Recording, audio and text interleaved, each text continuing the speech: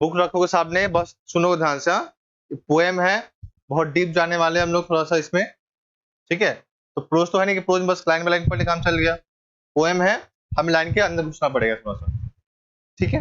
देखो class 9 chapter 6 क्या लिखा है हमें, चैप्टर का नाम mild the mist upon the हिल। मतलब क्या निकल रहा है, पहाड़ी के ऊपर एक कोमल बादल या हल्का बादल। चैप्टर का नाम क्या है, पहाड़ी के ऊपर एक क्या है, कुहासा है, एक हल्का बादल है जो क्या है, बहुत ही मधुर है, बहुत ही सॉफ्ट है, ठीक है। तो ये हमारे चैप्टर का नाम है। इनके एक कवि कौन है, तो एक लेखिका, एक कवित्री है, नाम है इनका एमिली जेन ब्रॉन्टे। रिपीट करेंगे साथ में हम लोग, नाम क्या है इनका, एमिली, इमली इमली इमली नहीं है, एमिली, एमिली जेन ब्रॉन्टे। ये हमारे कवित्री का या हमारे पोइट्स का नाम है। रिपीट करेंगे लास्ट टाइम, नाम क्या था इनका, एमिली जेन ब्रॉन्टे। क्लियर है। ये जन्म कब हुआ था, 1818 में। देखो कितना ये पुरानी है ना। अभी कौन सा सेंचुरी चल रहा है, अभी चल रहा है 21st सेंचुरी, है ना। और ये कब की है, ये 19वीं सदी की ये लेखिका है। सोचो कितना ये पुराना ये इस चीज को लिखा गया है, इस पोएम को। तो इनका जन्म कब हुआ था, मरे की नहीं, 200 साल हो गया है। इनका जन्म कब हुआ, 1818 में, और मृत्यु कब हुआ, 1848। देखो मात्र 30 साल जी है ये, ओनली 30 ईयर्स, ठीक है। लेकिन इसी छोटी सी उम्र में उन्होंने इतना बड़ा काम किया कि हम लोग उनका आज पोएम पढ़ने को मिल रहा है कि नहीं। तो देखो काम बड़ा हो ये इंपॉर्टेंट नहीं है, लेकिन काम कितना महत्वपूर्ण है वो ज्यादा इंपॉर्टेंट है कि नहीं। तो ऐसा काम करो कम से कम, जो तुम्हारा लाइफ है, जो तुम्हारा आगे का जो फ्यूचर है, उसमें ये नहीं कि तुमने 100 साल जी लिया है, उसमें सब कुछ किया, ऐसा जरूरी नहीं है। तुमने अगर 50 साल ही जिया है, अगर मान लो तुमने 70 साल तुम जिया है, और उसमें तुमने अगर अच्छा कोई काम किया हुआ है, लोग तुम्हें हमेशा याद रखेंगे उसी काम के लिए। वो बुरा भी हो सकता है चाहे तो। अब मान लो कि किसी तुम मर्डर वर्डर कर दोगे, तो भी तो तुम याद रखने वाले ना। लेकिन उससे ज्यादा अच्छा है तुम एक कोई अच्छा काम करके याद अपने आप को रखो, है ना। तो जो हमारी कवित्री है, उनका जन्म मात्र 30 साल तक हुआ, उनका जो जीवन था मात्र 30 साल का ही था। और वो कौन थी, एक इंग्लिश पोइट थी, एक इंग्लैंड में जन्म ली हुई थी, तो इसका नाम क्या हुआ, इंग्लिश पोइट है वो। और नोवेलिस्ट, इसका मतलब क्या होता है पता है, इसको बोलते हैं उपन्यासकार। उपन्यास मतलब एक ही चीज के बारे में पूरा इतना मोटा बुक होता है, उसको उसको बोलते हैं उपन्यास, ठीक है। मतलब जैसे हमारा महाभारत जो रामायण रामायण है ना, ये महाग्रंथ है, ठीक है। मतलब उससे थोड़ा छोटा होता है, एक ही बारे में होगा, उसको बोलते हैं ये नॉवेल है, मतलब एक उपन्यास है। तो एक उपन्यासकार भी थी ये। और वो क्या थी, best remembered for her only novel. उनको लोग याद करते हैं किस लिए पता है, उनके एकमात्र नोवेल के लिए। उनका नाम क्या था, उनका नाम था वदरिंग हाइट्स। अब ये क्या है, ये उनका नोवेल का नाम है। तो लोगों को क्यों याद रखते हैं, लोगों को याद रखते हैं इस नोवेल के कारण। क्लियर है, आगे बढ़ा जाए। Long considered a classic of English literature. और अंग्रेजी साहित्य में उनको एक बहुत ही महान दर्जा इस नोवेल के कारण दिया जाता है। तुम जब आगे और बढ़ोगे, क्लास 11 में जाओ, 12 में जाओगे, तुमको पढ़ने को मिलेगा हिंदी साहित्य के इतिहास, ये तुमको 11 में मिल जाएगा, ठीक है। उसको क्या बोलते हैं, हिंदी साहित्य का इतिहास। मतलब जो साहित्य है, जो लिटरेचर है हिंदी का, कैसे फला फूला, कैसे कौन कौन उनमें कवि आते हैं, कौन कौन उनमें लेखक आते हैं, तो पढ़ने का मौका मिलेगा। लेकिन जो लोग आगे इंग्लिश पढ़ने वाले हैं, अगर किसी को मौका मिलेगा इंग्लिश ऑनर्स करने का या इंग्लिश पढ़ने का, तो तुमको पढ़ने को मिलेगा हिस्ट्री ऑफ इंग्लिश लिटरेचर। मतलब अंग्रेजी साहित्य का इतिहास तुमको पढ़ने को मिलेगा, कि शेक्सपियर कौन थे, कैसे कैसे उनका योगदान था। रस्किन बॉन्ड भी तुमको पढ़ने को मिलेगा, ठीक है। आर के नारायण भी कुछ उसमें से इसमें है। तो तुमको बहुत कुछ हमें पढ़ने को मिलेगा, ठीक है। क्योंकि एक साहित्य को विकसित करना बहुत इजी काम नहीं है। साहित्य कितना इंपॉर्टेंट होता है, कितना बड़ा हो सकता है वो, तुम आगे जाके जब तुम और पढ़ने का मौका मिलेगा तो तुम आगे क्लियर होता चला जाएगा, ठीक है। आगे तो समझेंगे हम लोग कि हम लोग इस चैप्टर में क्या क्या पढ़ने वाले हैं। तो हमारे पास इस चैप्टर में पढ़ने को मिलेगा, इन दिस पोएम, इस कविता में, द ब्लू मिस्ट, जो देखना एक जब बादल क्या होता है, ब्लू कलर का होता है ना, तो उसी कारण से जो क्या बोलते हैं उसको, सॉरी, जो आकाश होता है तो ब्लू कलर का होता है। तो उस कारण से जो बादल है वो भी यहाँ पे कलर किस तरह से दिखाई दे रहा है, ब्लू दिखाई दे रहा है, ठीक है। तो जो वहां पे कुहासा छाया हुआ, जो वहां पे कोहरा है, उसका आंसर, उसका कलर क्या है, वहां पे ब्लू दिखाई दे रहा है। वो कहां पे है, दैट सराउंड्स, जो घेरा हुआ है, इसको घेरा हुआ है। The distant mountains reminds the poet of the happy days of youth. अच्छा, तो दूर बादलों, जो पहाड़ी के आसपास जो बादल छाए हुए हैं ना, उसको वो क्या कर रही है पता है, हमारे कवित्र को याद दिला रही है। इसके बारे में, उनके बचपन के बारे में। तो हम लोग पढ़ने वाले हैं आज, हम जो पोएम पढ़ने वाले, उसमें हम लोग क्या देखेंगे कि जो हमारी कवित्री है, जो हमारी पोइटेस है, वो कैसे अपने यादों में चली जाती है, अपने पास्ट में चली जाती है वो, है ना। हमारे में तुम छोटे ही हो अभी, तुम्हारे पास अभी यादें बहुत कम होगी, है ना। कुछ गिना चुना याद होगा तो ये होगा, बाकी कुछ नहीं होगा। बट क्योंकि तुम और आज जब तुम आगे बढ़ने वाले हो, तुम्हें समझ में आएगी तुम लोग को ये जो तुम्हारा बचपन है, तुम बच्चे ही हो देखा जाए तो, है ना। तो जो तुम्हारा ये बचपन है, कितना वो तुम्हारे लिए प्यारा होगा, जो तुम उसको कितना मिस करने वाले हो आगे जाके, तुमको अभी तुमको एहसास नहीं होगा। तुमको भी लग रहा है कौन स्कूल जाएगा, स्कूल जाने का मन नहीं करता, धूप है, गर्मी है, ये वो है, लेकिन तुम उसी स्कूल डेज को बाद में मिस करने वाले, क्योंकि लोग हमेशा क्या करते हैं, अपनी अच्छी यादों को बाद में याद करते हैं, है ना। तुम आगे जाओ तुमको समझ में आएगा, अभी फिलहाल तुमको समझ में बिल्कुल नहीं आने वाला है। खैर, तो यहाँ पे हम लोग क्या समझने को मिला कि जो हमारी कवित्री है, जो हमारी पोइटेस है, वो क्या करती है, वो उन बादलों को देखकर, कहा जो बादल कहाँ पे है, उन दूर पहाड़ों के बीच में है, उनको देखकर वो अपने बचपन के दिनों को याद करती है, अपने जवानी के दिनों को याद करती है। और शी हैज लेफ्ट बिहाइंड, जो उसने पीछे छोड़ दिया है, पीछे क्या छोड़ दिया है, अपने बचपन को, है ना। जो बचपन उन्होंने पहले पीछे छोड़ दिया है, उसी बचपन को आज वो याद करने वाली है फिर से। As she describes the landscape, landscape का मतलब होता है दृश्य। तुम्हारे फोन में एक मोड होता है ना, लैंडस्केप मोड, याद है, ऐसे टिक करते हो तो फोन घूम जाता है ना। एक होता है पोर्ट्रेट मोड, जो सीधा होता है, एक होता है लैंडस्केप मोड, तो इसको हिंदी में बोलते हैं दृश्य। तो अगर कोई मूवी देखा तो ऐसे तुम देखो ना सीधा, कैसे देखोगे उसको, मोड़ के। तो यहाँ पे क्या बोला जा रहा है कि as she describes the landscape, जैसे वो इस दृश्य को डिस्क्राइब करते किस रूप में, she shifts from the present moment to the past. वो क्या करती है, हर बार वर्तमान से भूतकाल में चली जाती है। मतलब बैठी है वहीं पे अपने घर में बैठी हुई है, लेकिन वो बादलों को देखते हुए कहां कहां चली जाती है, वो अपने वापस बीते दिनों में चली जाती है। और and then to the present again, और फिर से हम लोग वर्तमान में वो चली जाती है। तुमको बताना पड़ेगा आज के पोएम में कि कब वो अपने पास्ट के बारे में बात करने वाली है और कब वो हमने प्रेजेंट के बारे में देखने को मिले। ठीक है, बात करते हैं पोएम के बारे में। चलो,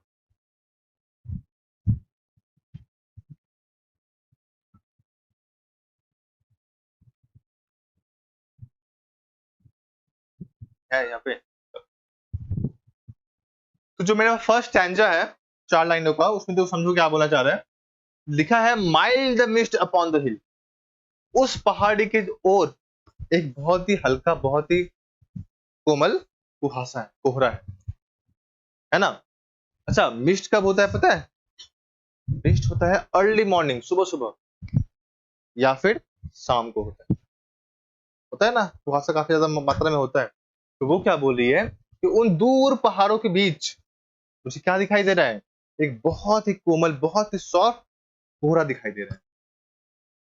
जो क्या कर रहे हैं, टेलिंग, ये हमें बता रहे हैं, क्या बता रहे हैं, कि नॉट ऑफ स्टॉर्म्स टुमारो, कल और तूफान नहीं आने वाले हैं। बादल 2 कलर के होते हैं ना, एक ब्लैक एक व्हाइट, बादल या कोहरा बोल लो। तो अगर बादल ब्लैक है तो हमें क्या पता है कि बारिश आने वाली है ना। लेकिन जो वहां पे बादल छाए हुए हैं पहाड़ों के पास, वो हमें क्या बता रहे हैं कि कल अब और बारिश नहीं होने वाली है। कारण क्या है, उनका कलर कैसा है, व्हाइट होना चाहिए, है ना। तो हमें यहाँ समझ में क्या आ रहा है कि जो पहाड़ों के दूर, पहाड़ों के बीच जो बादल पाया गया है, वहां पे दिखाई दे रहे हैं, वो उनको बता रही है। तो क्या बता रही है कि नॉट ऑफ स्टॉर्म्स टुमारो, कि कल अब और बारिश नहीं होने वाली है। ठीक है, नो, बिल्कुल नहीं होने वाली है। कारण क्या है, the day has wept its fill, दिन के पास जो पूरा भरा हुआ उसका पास भंडार था, उसने खत्म कर दिया, रो दिया है। रो दिया मतलब उस बादल का जो बारिश है ना वो खत्म हो चुका है। एक होता है स्टोर, अगर ब्लैक बादल है मतलब उसके पास बारिश तो होगा, पानी तो होगा, बारिश वो अपने पानी पूरा बहा दे तो बारिश खत्म हो जाएगा, होता है ना। तो यहाँ पे क्या बोला कि नो, बिल्कुल बारिश नहीं होगी। कारण क्या है? द डे, जो दिन है उसने क्या किया है? हैज वेप्ट, उसने रो दिया है, उसने अपना जो बारिश है वो खत्म कर दिया है। इट्स फिल, जो उसके पास भरा हुआ था। फिल मतलब भरना होता है ना। तो जो बादलों के अंदर जो बारिश भरा हुआ था उसने क्या किया? पूरा बहा दिया है, रो दिया है, मतलब उसने अपना पानी खत्म कर दिया है ना। आगे, स्पेंट इट्स स्टोर, जो उसने भंडार जमा करके रखा हुआ था, खुद ना भंडार उसके पास पानी का, जो उसने भंडार जमा करके रखा हुआ था, ऑफ साइलेंट सॉरो, मतलब क्या निकल रहा है? आदमी रोता कब है? जब वो दुख में होता है। तो यहाँ पे क्या किया गया पता है? उस बादल को व्यक्तिकरण किया गया, पर्सोनिफाई किया गया। पर्सोनिफाई मतलब क्या होता है? जैसे तुम किसी निर्जीव का तुलना कर रहे हो किसी सजीव से। जैसे मान लो किसी का बोला जाए कि तुम्हारा जो बाल है ना बहुत एकदम सांपों के जैसा है, टेढ़ा बेका था बिल्कुल। तुलना किससे हुआ? तुम्हारे बाल से तुम्हारे उनके सांपों का। या मान लो तुलना किया गया है तुम्हारा जो चेहरा है बहुत ही सुंदर, इतना सुंदर कि जो है चांद भी शर्मा जाए। तो तुलना किससे हुआ? उस चांद से हुआ। तो उस चांद को मैं क्या कर रहा हूं पता है? उसको बोलते हैं पर्सोनिफाई करना, व्यक्तिकरण करना। तुमने एक चैप्टर पढ़ा था लास्ट टाइम, द डॉग, याद है? उसमें एक लाइन लिखा हुआ था कि उस कंडक्टर का जो दिल है ना बिल्कुल पेवमेंट के जैसा कठोर हो चुका है। तुलना कैसे हुआ? उस पेवमेंट का, उस फुटपाथ का तुलना उसके दिल, उसके हृदय से हुआ। बोलते है तुम्हारा दिल पत्थर हो गया है, तो सच में थोड़ी पत्थर हो गया है, उससे ऐसा कठोर हो गया। तो तुलना करते हैं हम लोग। तो यहाँ पे बादल कैसे तुलना किया है पता है? वो अपने आप को व्यक्ति माना है कि मेरे पास क्या है, मेरे पास बहुत सारा दुख पड़ा हुआ है, बहुत सारा सौरव है ना। और यही दुख से क्या हुआ है, मेरे पास, जो मेरे पास आंसू पड़े हुए थे, जो मेरे पास भंडार पड़ा हुआ था, मैंने उसको खाली कर दिया। ठीक है, रिपीट कर थोड़ा सा, लास्ट तुम समझोगे, वापस एक बार रिपीट कर रहे हैं, सुनो ध्यान से, बहुत मन लगा सुनोगे। बोला क्या है कि नो, बारिश नहीं होने वाली है। कारण क्या है? The day has wept its fill, जो उसके पास भरा हुआ चीज था उसने उसको खत्म कर दिया है, खाली कर दिया है। क्यों? स्पेंट, बिताया हुआ है, जो उसका पास भंडार पड़ा हुआ था, ऑफ साइलेंट सॉरो, जो उसके पास दुख था, जो उसके पास सैडनेस थी, उस कारण से उसने क्या किया? अपने भंडार जो एकत्रित किया हुआ था उसको उसने खाली कर दिया, बहा दिया। मतलब हमारा जो बादल वो भी रो रहा है ना। कारण क्या था उसका रोने का? उसका दुख है उसके पास। ये दुख सोचो, हमारी जो कवित्री है अपने दुख को किस रूप में बता रही है? बादलों के रूप में बता रही है। मैं दुखी क्यों हूं? क्योंकि मेरा जो बचपन वो तो खत्म हो चुका है ना। जब इंसान जब बड़ा होता है ना, उनके पास रिस्पॉन्सिबिलिटी आती है, दायित्व आता है कि घर चलाना है, काम करना है, सब कुछ करना है ना। तुम्हारे पास दायित्व आएगा, पता है क्या? अभी तुम्हारी मम्मी खाना बना रही है, इसके बाद तुम बनाओगे पूरा तरह से, है ना, नाश्ता, लंच, लास्ट वाला क्या बोलते हैं उसको, डिनर। तो ये तुम्हें करना पड़ेगा। लड़कों के लिए भी यही दायित्व होने वाला है, जहां तुम्हारा 21 साल खत्म होने वाला होगा, चाप बढ़ेगा, अब जॉब लो या फिर काम करना शुरू करो। और एक बार तुम काम करना शुरू कर दोगे, तुम्हारा बचपन खत्म। पहले हम लोग काफी एंजॉय किए, आराम आराम से पड़े हुए रहते थे घर पे, फोन रील पे रील देखे चले जा रहे हैं, शॉर्ट्स पे शॉर्ट देखे चले जा रहे हैं। लेकिन जब दायित्व आया ना कि नहीं उसको अब काम करना पड़ेगा, उसको अब घर का देखना पड़ेगा, तो तुम समझ पाओगे तुम्हारे पास कितना ज्यादा दिक्कत होने वाली है। तुम फ्रीली कहीं जा नहीं पाओगे। अभी तो क्या, जहां मनो हम क्या आ सकते हो ना, उस टाइम क्या होगा, चाप होगा कि नहीं मुझको नहीं जा सकते हम। कारण क्या है? मेरे पास एक दायित्व है, मेरे पास एक रिस्पॉन्सिबिलिटी है ना। जो करना अभी इसी साल में कर लो, विथ पढ़ाई, विथ पढ़ाई। ठीक है, पढ़ाई तुम्हारा मजबूरी है, तुम्हें करना ही पड़ेगा। उसके बाद जो बाकी तो सेकेंडरी है ना, घूमना फिरना, जाना, फोन पे बतियाना, चैट करना, रील देखने, तुम्हारा सेकेंडरी है। मेन काम क्या है? मेन काम है पढ़ाई करना। ठीक है, इसीलिए अपने बचपन को फुल्ली एंजॉय करो, पढ़ाई के साथ साथ और मजा मस्ती के साथ। ऐसा ऐसी बात नहीं है, कुछ तो देखना पढ़ाई में भी अच्छे होते हैं, कुछ लोग होते हैं जो स्पोर्ट में भी अच्छे होते हैं। तो ऐसी बात थोड़ी पढ़ाई का बेकार हो गया, जरूरी नहीं है। पढ़ाई अच्छा है तो जरूरी नहीं है कि तुम्हारा स्पोर्ट्स खराब हो जाए। हम लोग कभी ज्यादा मार्ट में गए ही नहीं, तो हम लोग को क्या दिक्कत है, हम दौड़ ठीक से नहीं पाते हैं, वो दिक्कत होता है। बट कुछ लोग होते हैं जो अपने पढ़ाई के साथ साथ अपना स्पोर्ट्स मैनेज करते हैं, स्पोर्ट्स में भी वो अच्छा हो सकते हैं। तो फुल्ली एंजॉय करो, मस्ती मजाक करो, लेकिन पढ़ाई के साथ साथ, ठीक है। तो उसने क्या बोला कि जो उनका दुख है हमारी कवित्री का, वो किस रूप में व्यक्त हो रहा है, उन बादलों के रूप में व्यक्त हो रहा है, कि वो अब उसके पास कुछ और बचा हुआ नहीं। ये था फर्स्ट आंसर। सेकंड में क्या बोला देखो, अब वो जा रही है पास्ट में, ठीक है। हम लोग अभी कहां जा रहे हैं, पास्ट में। किससे जा रहे हैं, टाइम मशीन से, ठीक है। वो क्या आ रहा है, सुनोगे ध्यान से। Oh I am gone back to the days of youth. अरे मैं तो वापस अपने बीते जो मेरे जो दिन है जवानी का, युवा का, मैं वहां चली गई हूँ। यहाँ पे कौन गई है, हमारी पोइटेस, है ना। वो क्या बोली है कि मैं यादों में खो गई हूँ, और मैं कहां पहुंच गई, मैं अपने पास्ट में पहुंच चली गई हूँ। मैं जो कहां है, आई एम गॉन बैक, मैं वापस चली गई हूँ कहां, द डेज ऑफ यूथ, उन युवा, उन जवानी के दिनों में, जब मैं थोड़ी छोटी बच्ची हुआ करती थी, ठीक है। I am a child once more, मैं फिर से एक बच्ची बन चुकी हूँ, है ना। मैं तो यादों में हूं ना, मैं तो पास्ट में हूं ना अभी। मैं वो क्या बोल रही है कि I am a child once more, मैं फिर से एक बच्ची बन चुकी हूं, और मैं अपने को कहां पाती हूँ पता है, and neath my father sheltering roof. इसका मतलब होता है घर, शेल्टरिंग रूफ का मतलब होता है घर, उसका अपना घर। वो कहां पाती है अपने आप को, वो पाती है अपने आप को अपने घर के छायादार, मतलब के छत के नीचे। मतलब वो अपने को कहां पाई, अपने पापा के घर में पाई है। देखो इंग्लैंड में एक रिवाज है, रिवाज क्या है, जिसे रिवाज नहीं बोलेंगे, तब क्या दशा होता है कि जब काम करना पड़ता है ना, जब जॉब लग गया या जब जॉब के लिए चाहिए तुम जाना होता है, अपने करियर को सब सेट करना होता है, तो वहां पे अपने घर को छोड़ना पड़ेगा तुम्हें, ठीक है। विदाई सिर्फ लड़कियों का नहीं होता है, लड़कों का भी होता है, ठीक है।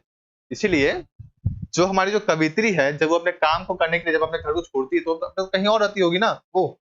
तो यहाँ पे क्या बोला कि मैं अपने आप को कहाँ पाती हूँ, वापस से अपने पापा के, अपने पिता के घर पे पाती, है ना। जो मेरा गार्जियन कौन है उस समय, मेरे फादर है, मेरे पिताजी। मुझे कुछ भी नहीं करना है, जो भी करना है मेरे पापा मेरे लिए कर देंगे, है ना। तो यहाँ पे वापस एक बार रिपीट कर रहे हैं कि जब वो यादों में खोई हुई है, तो अपने को कहाँ पाती है, उन युवा के दिनों में, उन अपने युवा अवस्था में पाती है। और वो क्या बोलती है, I am child once more, मैं फिर से एक बच्ची बन चुकी हूं, है ना।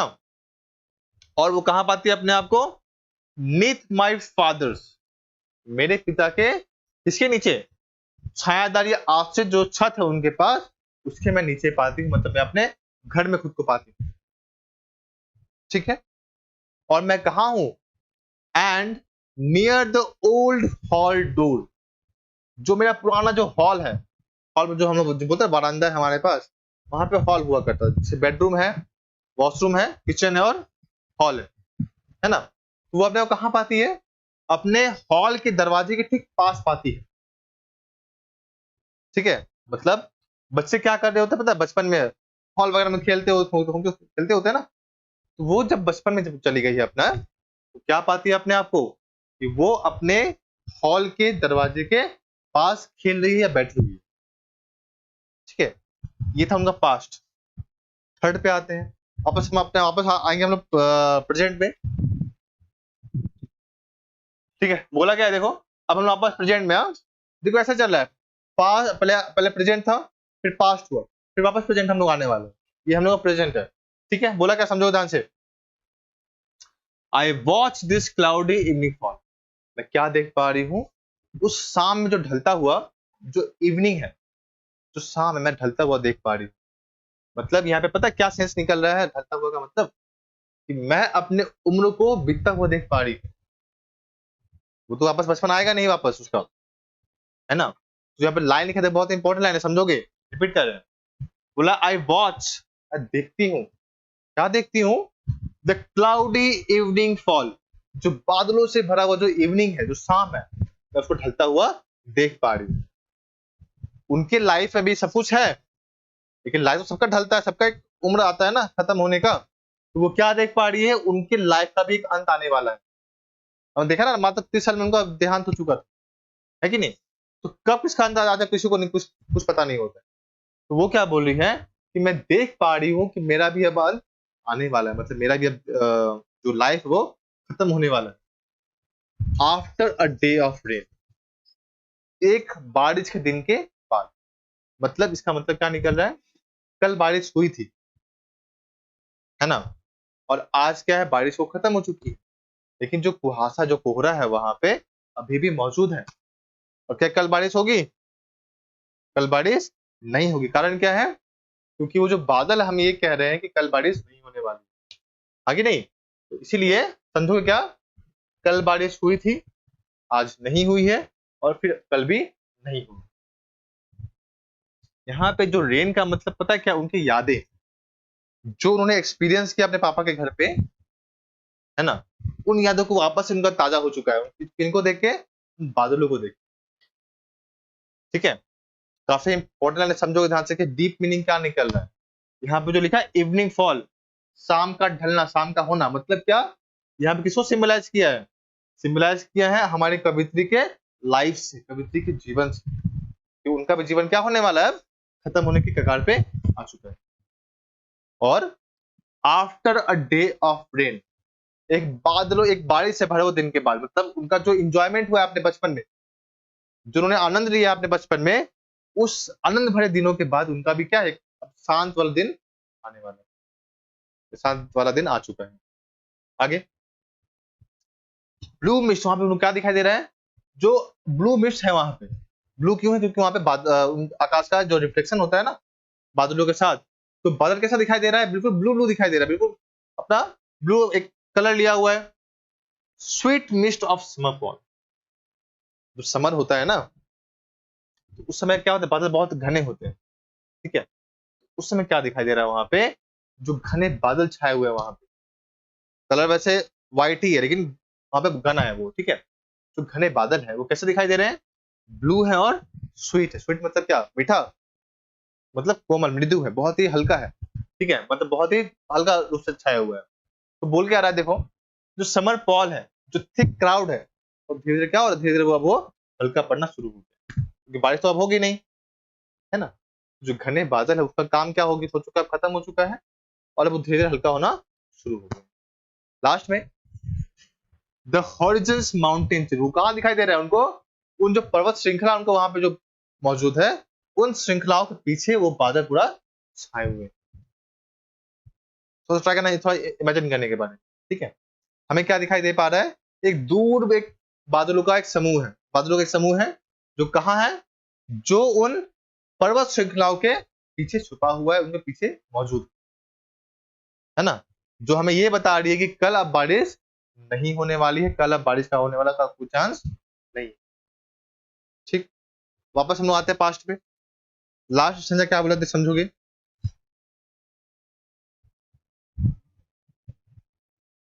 देखो, बोला है, देखो, द डैम, या डैम, डैम का मतलब होता है जो बादलों का, जो बादल बोलते हैं, जो बारिश की बूंदे हैं, ठीक है, वो जब वहां उस पत्तों पे, उस चीजों पे मौजूद जब रहती है, जब वहां पे ठहर जाती है, कहाँ ठहरती है, in the long green grass, उस लंबे हरे पत्तों के ऊपर, है ना, पत्तों या घासों के ऊपर। जब घासों के ऊपर क्या होता है, जब बारिश की जब बूंदे आके वहां पर ठहरती है ना, तो पता कैसे दिखाई दे रही है वो, as thick as morning steer, वो ओस की बूंदों की तरह दिखाई दे रही है।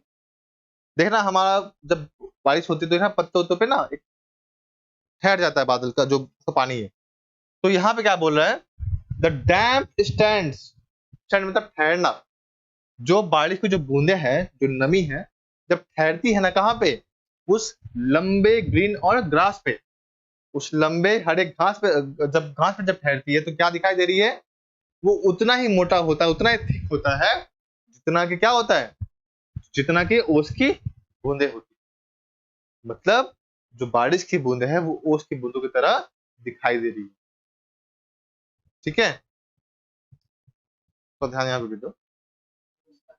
हाँ, डैम वैसे उसका बूंद होता है, लेकिन यहाँ पे मतलब क्या निकलेगा, जो बारिश की जो बूंद है वो दिखाई दे रही है किसकी तरह, ओस की बूंदों की लास्ट में तो क्या बोला है, द ड्रीमी सेंट्स, जो सपनों से जो भरा हुआ जो खुशबू आ रही है ना, बारिश में एक खुशबू आती है ना, याद है? हाँ हाँ, तो वो खुशबू उसको याद दिला रही है उसके बचपन का। ठीक है, कि बचपन में बारिश हुआ करती थी, वो भी इंजॉय किया करती थी, बारिश में लोग भीगा करते थे, है ना। बड़े होने के बाद भीगना पता कैसे होता है, मजबूरी भीगना होता है। बाहर काम करने गए, बारिश हुआ, भीग गए। अभी तुम लोग कैसे भीगते होगे, मजे से कि चलो आज भीगा जाए, है ना, आज चलो अपना अपना तबियत खराब किया करवाया जाए, तो इसलिए लोग भीगते हैं। तो वो क्या बोल रही है कि जब बारिश हो चुकी होती है तो एक खुशबू आता है, हल्का सा खुशबू आना शुरू होता है ना। सेंस ऑफ फ्रेग्रेंस पास, जैसे वो मेरे पास से मेरे यहाँ से गुजरता है वो खुशबू, मुझे किसका याद आता है, मुझे अपने, लिखा है ना, that breath of other years, मेरे उन दिनों के बारे में मुझको याद फिर से दिला देता है। मतलब एक बार रिपीट कर रहे हैं, बोल क्या रहा है, एंड ड्रीमी सेंट्स, जो सपनों से भरा हुआ जो खुशबू है, जो कब आती है, बारिश होने के बाद जो खुशबू आती है ना, वो खुशबू उसको किसके बारे में याद दिला रही है, दैट ब्रेथ, जो श्वास ले रही, जो जब वो सांस ले रही है ना, उनको उनके बारे में याद आ रहा है। किनके बारे में याद आ रहा है, ऑफ अदर ईयर्स, अदर मतलब उन दिनों के बारे में, उन सालों के बारे में उनको याद आ रहा है। मतलब हमने क्या देखा, हमने ये देखा कि कैसे हमारी जो कवित्री है उन बादलों से, उन बारिश से अपने पुराने दिनों को याद कर पा रही। ठीक है, क्वेश्चन से लिखवाएंगे, पहले था रुक हो गया।